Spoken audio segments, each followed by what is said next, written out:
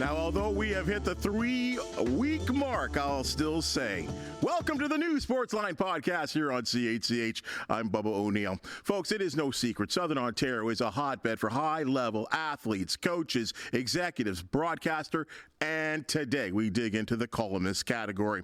Hey, it all began at the University of Western. He's an institution at the Toronto Sun, and now Steve Simmons is the longest surveyed active sports columnist in Canada. He's certainly not afraid to ask tough questions, and for that reason, his material, such as Simmons Says, and his Sunday Notes column is must-read material. He's authored multiple books. He's been a co-host on radio and television, won awards. He's in the Canadian Football Hall of Fame, and to top it off, he's a huge fan of Pierre Engvall. I know that for sure. Steve Simmons, thank you for being on the Sportsline Podcast. Can I go home now? That's a great introduction. I don't have to say anything now. Well, I mean, you've established yourself. You know, what people don't need to know right now is actually we are talking to you from where? Somewhere other than Canada. I'm not going to disclose the location for personal reasons, and enjoying time away from the winter. Well, I hope you're certainly enjoying yourself. Look, let's talk about this. I bring up the Pierre Engvall because it's driving me absolutely nuts. The guy had a video tribute yesterday at the Leafs game. And now he scored the winning goal for the Islanders yesterday. The guy played for the Leafs for 4 years, 226 games, 42 goals. What is with this honoring of former players? And I know going back into the past, the Leafs were really bad. Guys like David Keon, they didn't get the respect that they earned. But have we gone over the top now? Oh, yeah. It's completely nonsensical. You should have a video tribute for any player who left an impact in the market, either with the team, with the city, with the community, whatever. Pierre Engvall, who's a very nice man, by the way,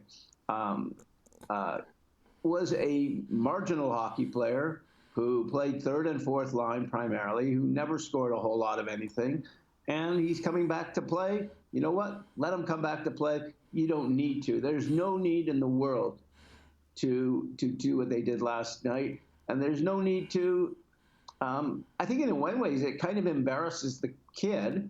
Well, he's not a kid anymore. To me, they're all kids. And that embarrasses the team. There's no reason to.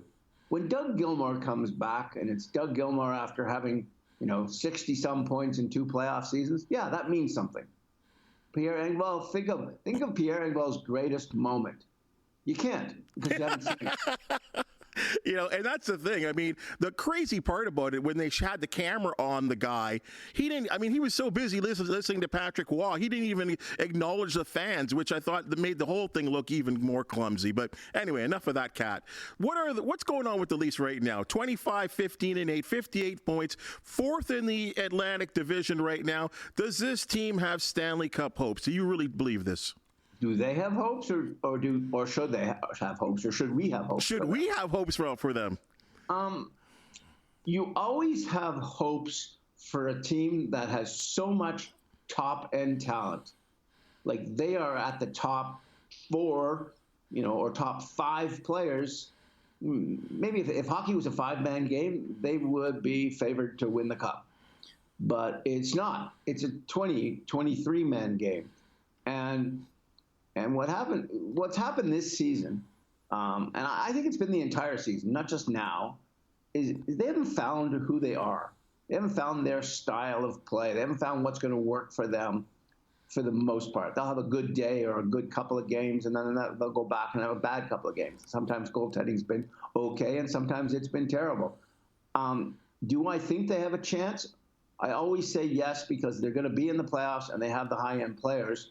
But would they be on my top 8 or 10 favorite list? At this point, no. There's nothing to show me that this group, as it's currently constructed with this coach at this time, can be successful. I'm not convinced they can be.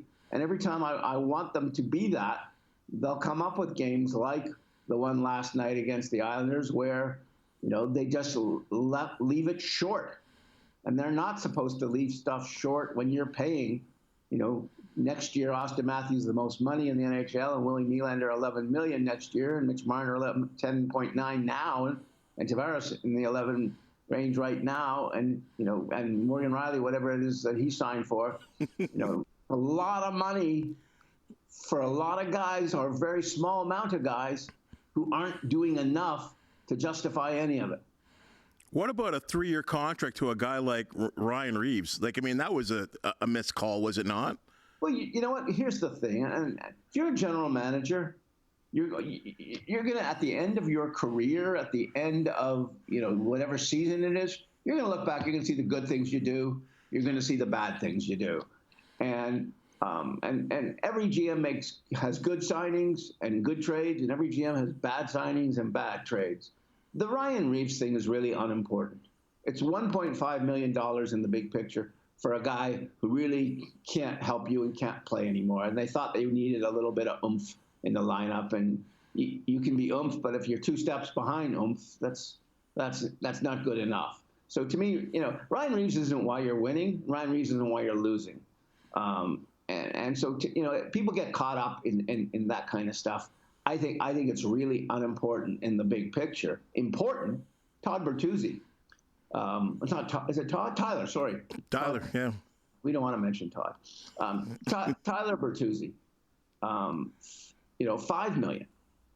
When you sign a guy for $5 million, it's only a 1-year deal. But if you sign a guy for $5 million, it's because you're expecting value. You're expecting him to be a difference maker, a guy who can change a line, can make your team a lot better. He has none of that. He has been a really average to below average player. He has not contributed much offensively. He has not scored much. That's a bad sign. The public's going to talk and say, "Oh, we got Ryan Reeves for 3 years." Grumble, grumble, grumble. No. Tyler Bertuzzi, bad signing. It certainly does seem to be. He's really struggling, as they say, gripping the stick into double digits in terms of games of not even contributing a goal. I know he's had 2 goals that were not counted, but at the end of the day, he's not scoring. Let's expand this conversation about the National Hockey League right now. And I can't remember the last time where we've seen the likes of a Vancouver Canucks, we've seen the Winnipeg Jets, and of course the hottest team in the National Hockey League right now are the Edmonton Oilers right now. We always get to this kind of conversation near the end of the season or getting into the playoffs of who is Canada's team. But on the good side, at least there's a number of teams from this country that gives, Canadian hopes for a Stanley Cup. Am I not correct here? Well, I don't think it matters who is Canada's team. I think what matters is, can any of these teams win the Cup or compete for the Cup? And that's where this gets interesting this year. There are 3 teams in the Western Conference, each of whom are capable of winning the West, I think. And that's the Edmonton Oilers, the Vancouver Canucks, and the Winnipeg Jets. There are 3 different styles of teams and 3 different ways to play, 3 different coaches. And obviously the stars at the top of each team are very, very different. But I think all 3 are going to be 100-point teams. And I don't think we've seen a situation where there's been 3 100-point teams in a conference at any time in NHL history from Canada. So it's 1993. My math is correct. This is year 31. There's a chance. I wrote this just before the All-Star game, that this could be the year that finally ends the drought. And a funny thing, the last time when it was Montreal in 93, and, Leaf fans will argue it should have been Leafs, Kerry Fraser, Doug Gilmour, the whole, we can revise that argument 1,000 times over. But Montreal won, and in that season was the last time anyone in the NHL scored 70 goals. It was Alex Mogilny and Teemu Selanne both scored in the 70s. Now, this year, people are talking about Austin Matthews scoring 70 goals. And it's the way Austin Matthews is scoring, that's not impossible. It's pretty hard, close to impossible, but it is. If he gets 70, then maybe this is the team that the year that one of those teams from the West comes out and wins the Cup. Now, you look at the West playoffs, you've got Vegas, you've got Dallas, you've got Colorado. Somebody's getting knocked out first round. Really, really good teams. They're really good, heavy teams, too. Yeah. And you're talking, that's what I'm saying. I think the West is way stronger at the top than the East is. Mm-hmm. And you look right there, and I think, Edmonton's what, 16 in a row going to tie the record tonight. Crazy. See if that might happen. And if they beat, I think it's Vegas tonight. If they beat Vegas, I think they've got a nice schedule for a while. They could keep on this run for some time, and you don't want to peak too early. Walking out of the All-Star game, just the players come in and do their sort of final interviews, and I stopped Connor McDavid on the way out, and I said, I hope to see you in June, and he said, what's June? And then he looked at me and said, oh yeah, that'd be nice. Funny, you talk about that peaking too early. Just a quick note on this. I always think about really when I started to really get right into the National Hockey League around 1980, and you had those Philadelphia Flyer teams that were led by Pat Quinn, and I believe they went 35 games unbeaten at that time. And that's in the days when they had ties, and they got beaten in the Stanley Cup by the New York Islanders. So, I mean, these long win streaks or undefeated streaks sometimes don't get you the prize in the end. Or the long losing streak. When the Leafs won the Cup in '67, I think they lost either 9 or 10 in a row in the middle of the season, and then Punch Imlach either had a heart attack or faked a heart attack or something happened, and King Clancy came in and coached for a while and got them back on track, and they came out in the playoffs and beat everybody. And I covered the Calgary Flames between the first 7.5 years they were in Calgary, and they got to the finals in 1986. And they had a big losing streak in the middle of that season. And there was talk of, maybe you'd fire the coach, do something. And then they come out in the playoffs and they were great. They should have won the Cup that year. Should have beat Montreal. Montreal won the Cup. But it's, what happens in the season, as we found out with the Florida Panthers last year, as we found out with the Los Angeles Kings a few years ago, what happens in the season ends in the season. Or the Boston last year, best example I came up with. Great example. Boston, best team in history, doesn't get out of the first round. My friend Brian Burke, who's not really my friend, always says, you get in and then let's see what happens. And so you get in, and in Burke's words, let's see what happens. And that's Florida went in from the last spot and got to the final, and we'll see what happens. But those three teams in the West, man, they're dangerous. But Vegas is dangerous. Colorado with McKinnon is dangerous. Wow, he's hot. And watching him play, it's crazy. He's going to be the MVP, I think, this year. He has to be so far. He's going to win the Hart Trophy. He's just having a sensational season, and he's so much fun to watch. And that Dallas team, very good goalie. They got an A1 defenseman in Miro Heiskanen, and lots of depth up front. So there's a lot to choose from in the Western Conference. Last thing on the National Hockey League, and I know you were in town for the big press conference that went on, and there was multiple discussions. Let's center in on the return. And I know you've covered, umpteen, double-digit numbers of amounts of Olympics. Is this important for the National Hockey League to get back on the world stage with this sort of best-on-best competition?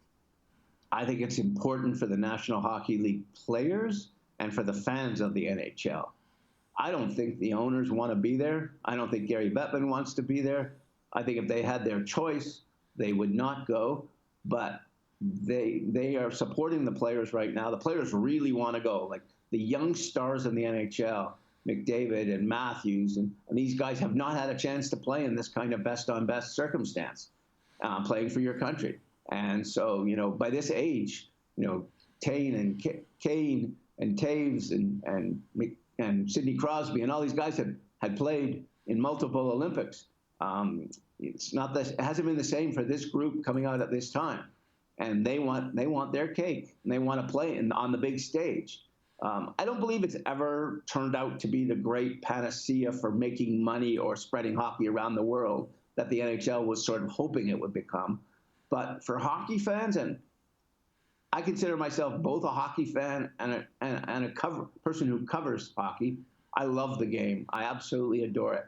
The best hockey I've ever seen is Olympic hockey. The best hockey I've ever seen live is Olympic hockey. And I hope that if you're 20 years old right now, you've never really seen, Canada, Russia, Canada, Sweden, Canada, the U.S., at the absolute best. And hopefully we get that in 2 years' time. And, I was really happy to hear that announcement come because, as someone, I think I may be the only person who covered every Olympic tournament that involved NHL players, or I'm one of the few anyhow in Canada that has. And I've covered every Olympic hockey tournament. I covered every Olympic hockey tournament from 1988 to 2018. So I've seen really bad hockey. 2018 may be the best example in Korea, and I've seen phenomenal hockey. The 2014 Canadian team in Sochi might be one of the great Canadian teams that's ever played, and the 2010 Olympics was just spectacular hockey.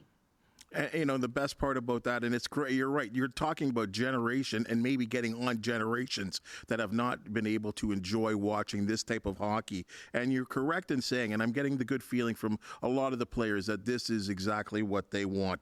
Let's change gears to the Canadian Football League. You are in the Canadian Football Hall of Fame, which is a wonderful accomplishment. So many wonderful names, columnists, writers, and contributors in that sense.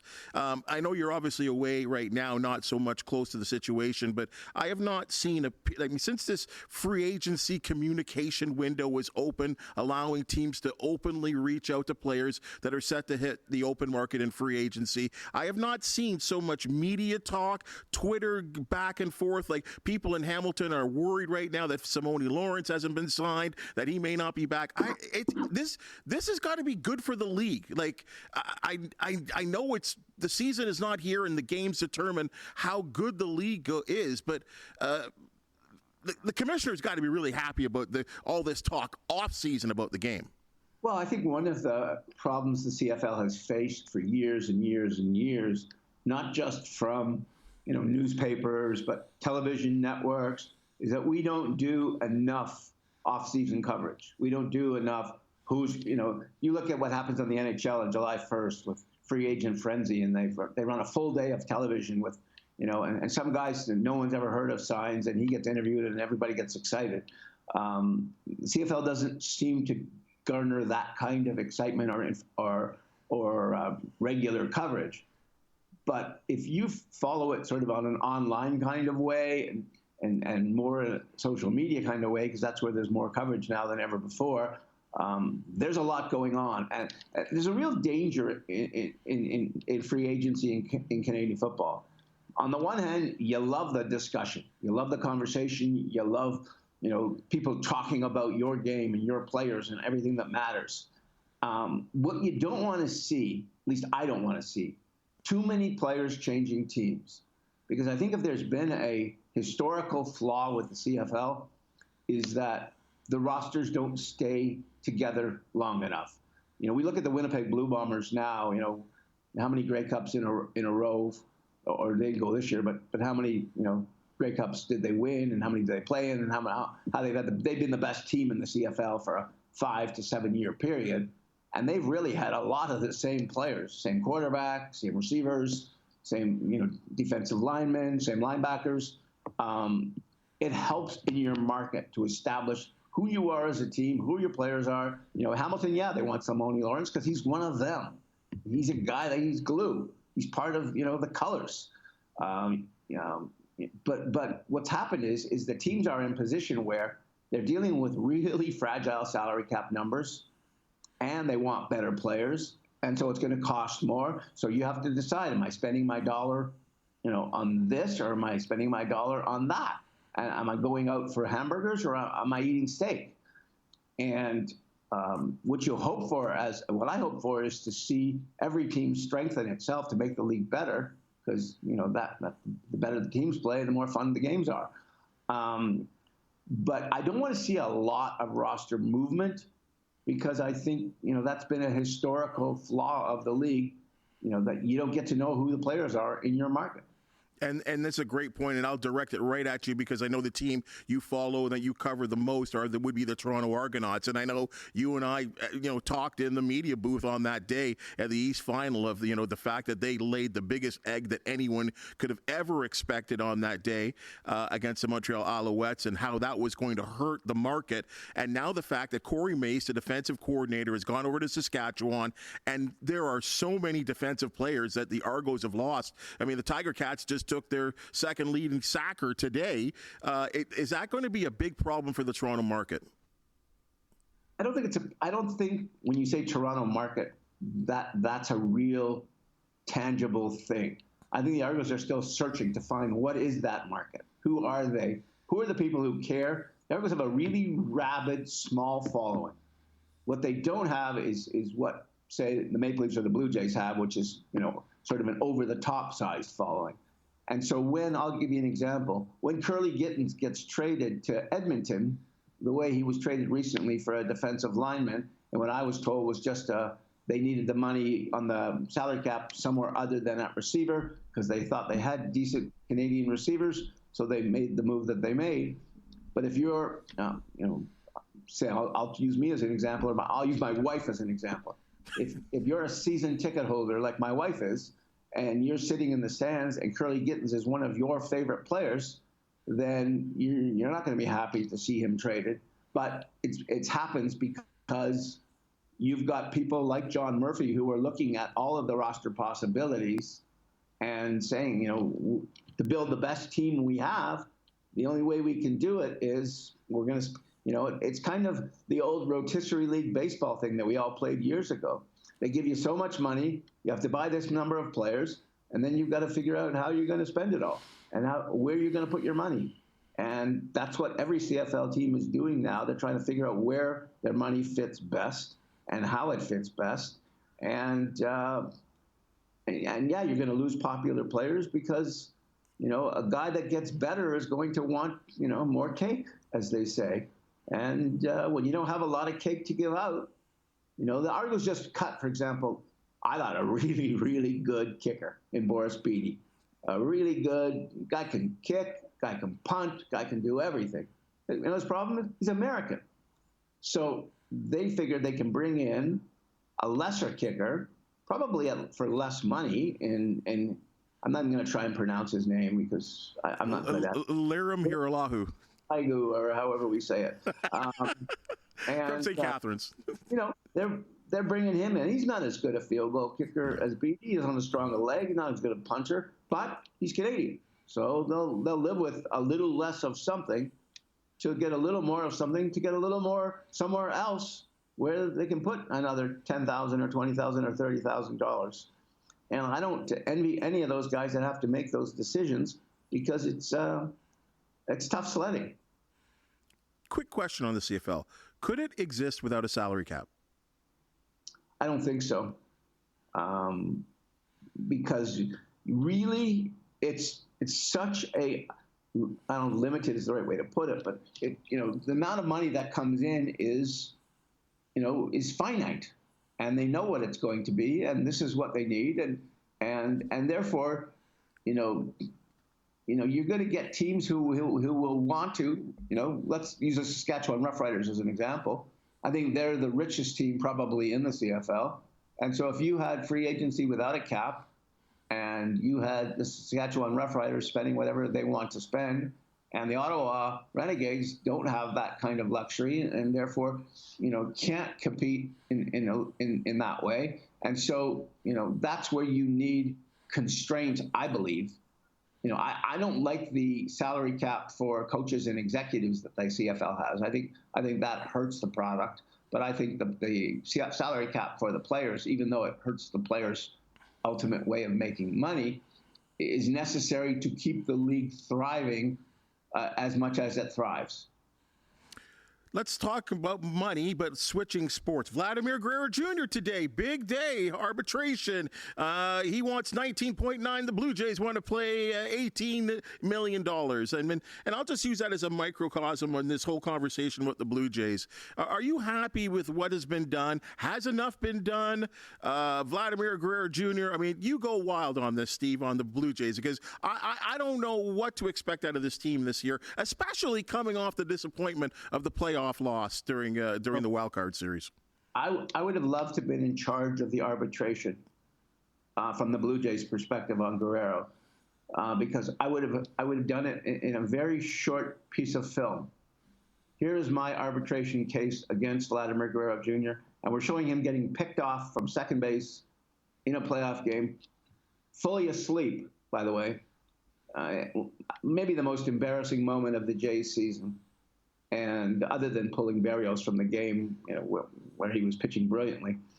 But, to me, if they offer 18 and you want 19 something, take the bloody 18 and prove yourself, because you haven't done it yet. I mean, he did it a few years back when they played part of the season in Buffalo and part of the season in Florida and the rest of the season in Toronto because of COVID. And so the numbers were a little out of whack that year.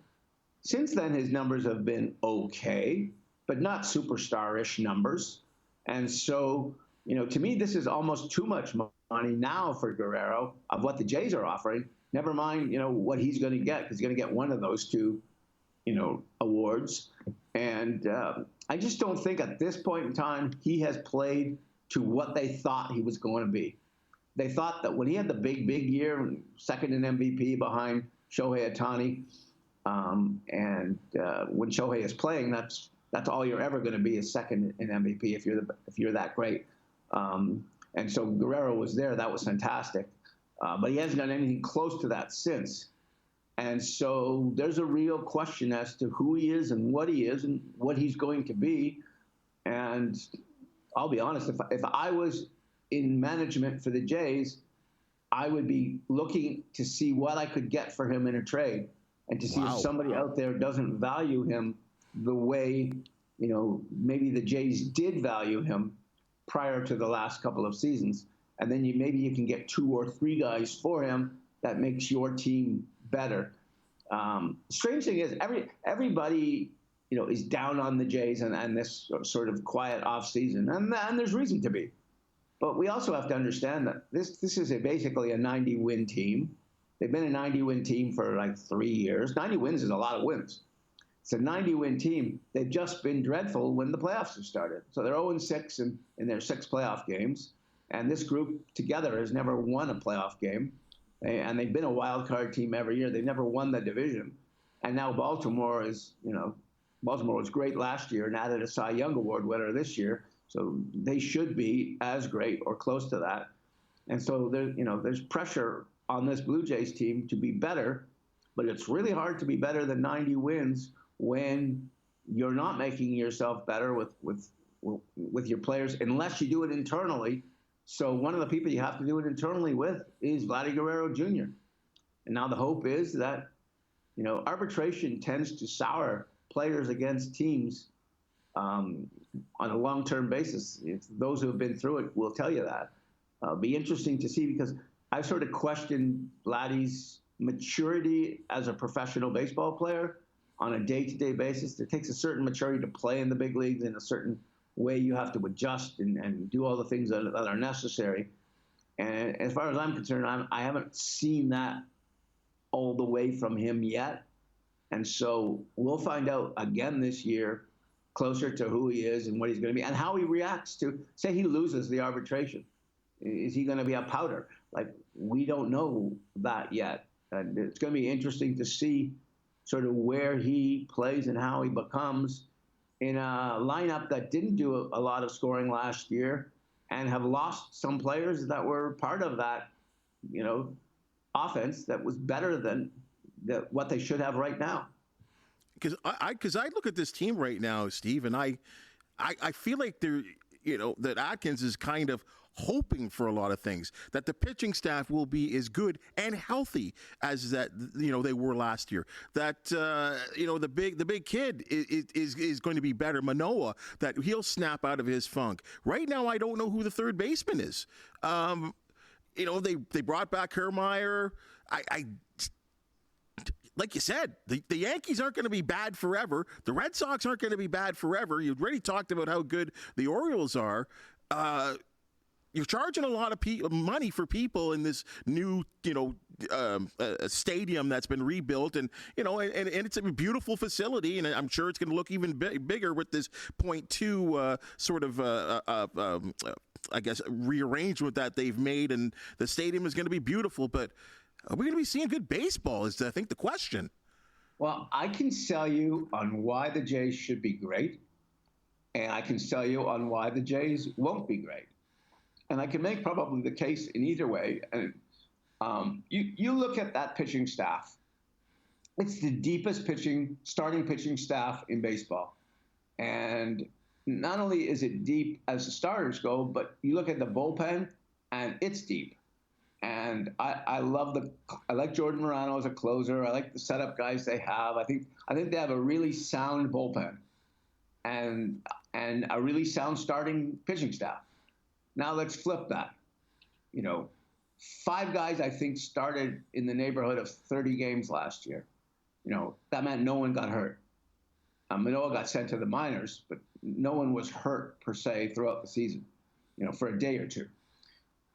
That's not going to happen every year. You're not going to have that much health.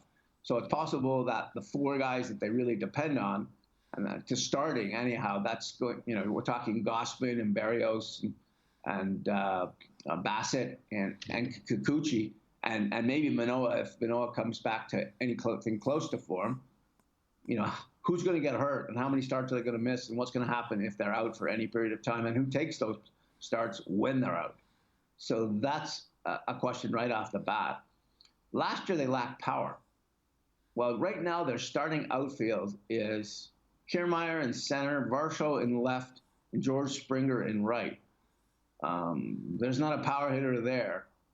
That may be one of the lightest hitting outfields in all of baseball. As you said, we don't know who the third baseman is, although, they just signed Justin Turner, and he'll play some there. And I presume, Khalifa, who was signed, has been around the big leagues, and he'll play some third base, but neither of them will play anything close to what Matt Chapman did, which was Gold Glove-ish, great all-time kind of defense. So you can look at the lineup and say, well, defensively on the left side of the infield, they're not going to be as good as they were. We don't know who the second baseman is either, by the way. That will be figured out in whether it's David Schneider or Kevin Biggio or whoever.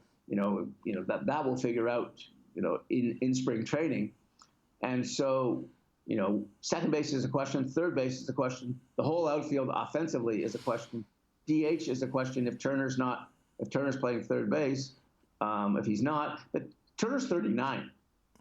There's going to come a point in time where he can't get around on the fastball, on the 100 miles an hour, 90 miles an hour guys that are throwing hard at him. And so there's a lot of things to wonder about.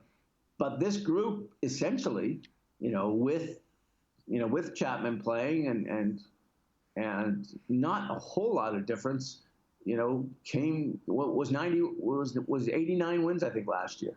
So, they can win. If guys have better seasons, they can win more. If guys have healthy seasons, they can win more.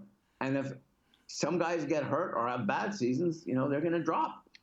And, they did not bring a single player in the off season, I believe, that will be a difference maker. And they needed at least one difference maker, especially offensively, to be a threat. And the good news is nobody's picking them to win anything, because the team that wins the winter never wins the summer. And so you look around and you see, the lists that are being put out now just before spring training is starting. They're around 10th, 11th best team in baseball, which means there's room to get better and there's room to go back. And because they didn't get a guy, what was the biggest money signing in the offseason? It's nobody. It's Justin Turner, $13 million, I think, a year. That's sort of peanuts. Stuff. So it's hard to be excited about them, but they're darn interesting, at least, because we don't know what they are.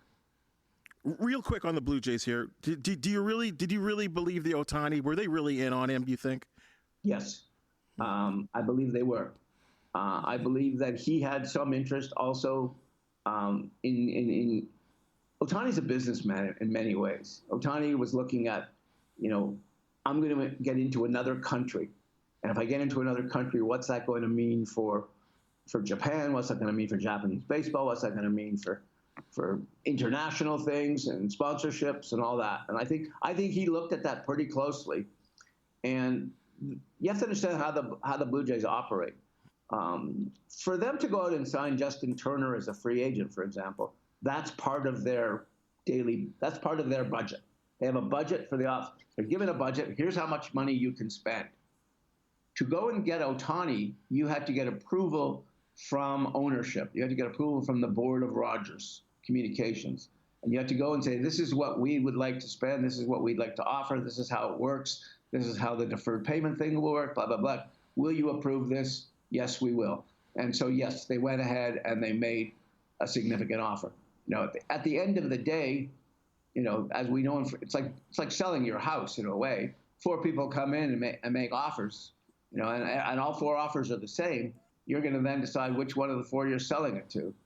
And in this case, Ohtani was the person making the decision, and he wanted the Los Angeles Dodgers history. He wanted the winning history of the Dodgers. That's the one thing the Jays couldn't promise. Yeah. Was a winning history, because they don't have one unless you're talking about 92 and 93. Long time ago. Only a few of us were alive to see all that. Let's end on this, Steve, and I think you're so qualified to answer this question because, you've been on radio, you've been on television. I always remember the Reporter Show. Boy, I wish they had brought that back. It was such a wonderful show for veteran reporters, guys that I really, really respected. That was a great, great show. You've written for years. We're in this place right now where Twitter is alive and well, or X, if you want to call it that. Social media, I'll just go there. What happened with Sports Illustrated, job reductions there. Where are we I think, in terms of sports journalism? Are we in a good place right now? Is it going to last? Well, I think when you say sports journalism, I think you're meaning sports media across the board, because there isn't a lot of journalism being done the way I would describe journalism compared to what we did years and years ago. What I think has happened is that the newspaper business is essentially dying. And as the newspaper business is essentially dying, there are fewer and fewer reporters working and fewer columnists working, and therefore there are fewer and fewer stories being written on a daily basis as the papers all shrink in size.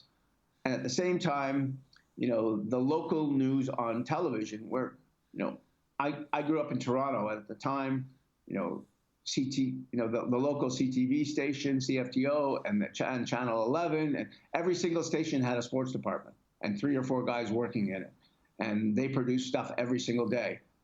That's not being done really the same as it was before. And so what's happened is that social media, and whether it be Instagram or Twitter or TikTok or wherever, has sort of taken over for the younger people who the people under the age of 40 don't read newspapers. They get their news from their phones and from other places. And so, so what you're getting is people who are not qualified, who don't have sources, who don't have inside knowledge of circumstances, and they are now providing too much of the news on marginalized websites for across the board. And so what you're getting is a real inferior product, but the person who's reading it at home doesn't know necessarily that's an inferior product. And so you're seeing, I'll use the United States for example. What you're seeing now is that there's 3 or 4 insiders in every sport. A lot of them are ESPN people, whether it be basketball people or football people or baseball people. And they're the ones who break the stories, and they're the ones who tell you what's going on, and they're the ones who break down the breaking stories on a daily basis for the most part. The day of, and I was having this conversation yesterday, the day of going to a Grey Cup, I'll use an example, and having a columnist from Vancouver and a columnist from Edmonton and a columnist from Calgary and a columnist from Saskatchewan and a columnist from Winnipeg and all these people there, it was like a celebration of the best of Canadian sports journalism at these kind of events. Well, you go now and the teams that are playing will have representatives of their market, although the Montreal Gazette did not cover this year's Grey Cup, which involved the Montreal Alouettes, because papers don't spend the way we used to spend on covering things and traveling. And so where you'd get a Grey Cup with a variety of 35 different pieces a day on 35 different subjects written by 10 or 11 of the absolute best people in the country.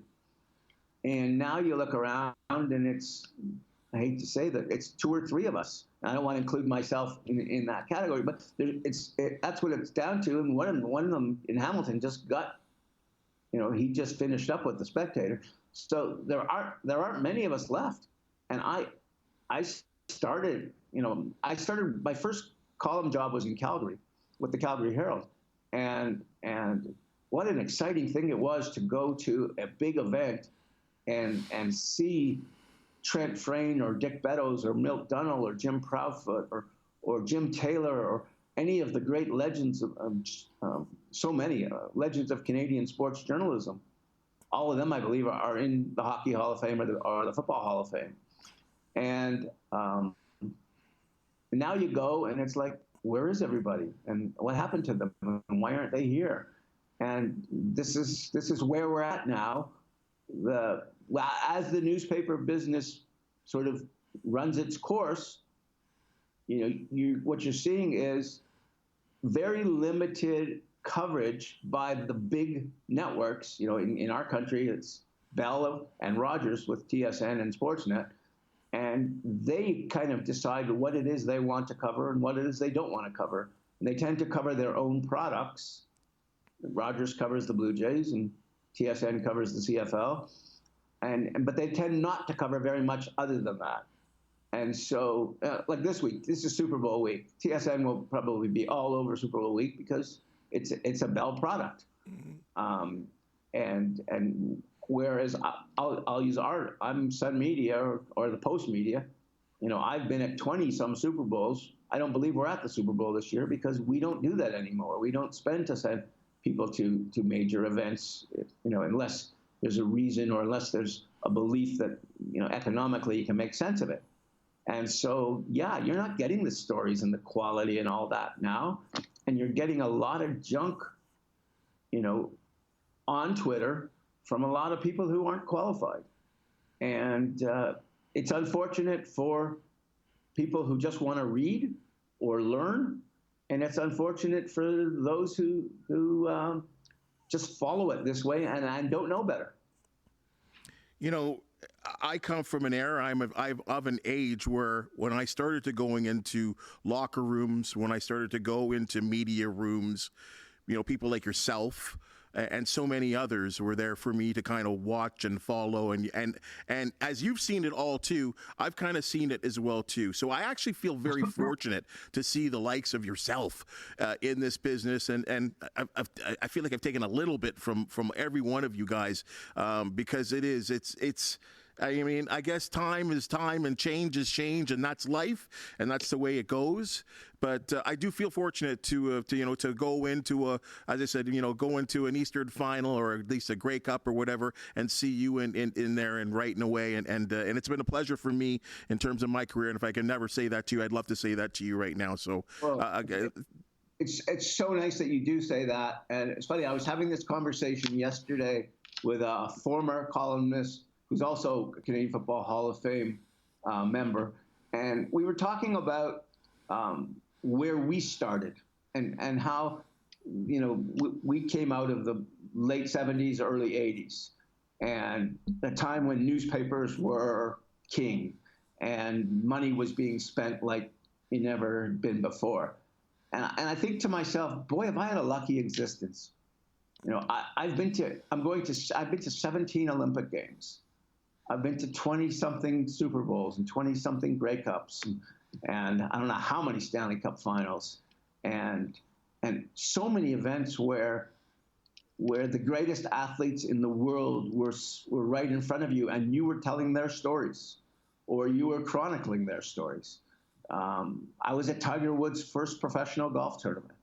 I was at Michael Jordan's game when he came out of retirement in Indianapolis, and at the press conference when he retired in Chicago because the Blue Jays were playing the White Sox in the playoffs at the time, or about to start the series the next day. So you start looking at where you've been in terms of things you got to cover, but not only that, who you got to cover it with. And it's. I always felt, because I was for many years, I was the young guy among the column writers, and so working around Michael Farber in Montreal, or around Roy McGregor in Ottawa, or before that Milt Dunnell in Toronto, or Jim Proudfoot, or Trent Frayne, or Taylor in Vancouver, Bob Hanley in Hamilton. There were so many guys. And you looked up, they were, as a person whose life was newspaper, and I'm a newspaper nut. As a person whose life was newspaper, this was like hanging around your heroes, Dick Beddoes, so many of these guys, and now I look around and I was at the All-Star game on the weekend, and I'm looking around and I was just about the only old guy there. And I'm thinking, okay, well, that's where it's come to now. And I'm in my 60s, and I don't know how much longer I'm going to work, or even how much longer my newspaper is going to be alive. But boy, do I feel fortunate to have been able to do that, been able to chronicle Wayne Gretzky's career, Mario Lemieux's career, and people like that. And I don't know if you saw, I wrote a book about a year. I did a collection of columns about a year ago as a book, yep. And the title is A Lucky Life. Yep. And it's about 90 columns from my career. Just sort of picked ones I liked and went with it that way. 90 of 9,000, so it's less than 1% of the amount of work I've done over the years. Mm-hmm. And the title, which I didn't really like when the publisher suggested it, when I look at it now, it's absolutely true, because that's what I've had. I've had a lucky life, and I've had a dream job with the best sports newspaper you could have picked to be with at the time, and worked around some fantastic people, and got opportunities like no one. Like if you're in journalism school in Carleton right now and you hope to be a sports writer, where are you going, or you're going to get the opportunities I had for the last 35 years? Like, it blows me away when I look in big picture that I was there when Usain Bolt won, or when Mike Tyson knocked out Michael Spinks, or when Leonard fought Hagler, or Hagler fought Hearns, or Crosby scored the overtime goal, or whatever moment it was that from 1980 on, a lot of the stuff I was at, and God, what a fortunate life I have led because of that. Well, Steve, again, I mean, the book I did read it, and it brought me right back, because almost everything you wrote, I remember. So, again, thank you so much for joining us. The stories were unbelievable. Your insight, your honesty, always appreciated. And again, look forward to seeing you at Ivor win. Look forward to seeing you at Tim Hortons when the season starts. And hopefully, let's go for and end that 25-year drought for a Grey Cup. It's been too long here in Hamilton, and we want you to cover it. Yeah, so we better get a better quarterback, I think, than Bo. But that's another subject for another day, I guess. We'll save that one there. Thank you so much for joining us, partner. Enjoyed it. Thanks, Bob. We appreciate it. Folks, if sports with a Southern Ontario twist is your thing, the Sportsline Podcast certainly do want to hear from you. Contact us on many of the CHCH social media platforms. Please subscribe to the Sportsline Podcast on TikTok, YouTube, and I'll encourage you to comment, hit that thumbs up or the 5-star button so we always, or at least you always, get the latest edition and we get your feedback. For the amazing hands and minds that make this production possible, Steve Simmons, always a pleasure. Thank you for hanging out with us, folks, and we'll see you tomorrow.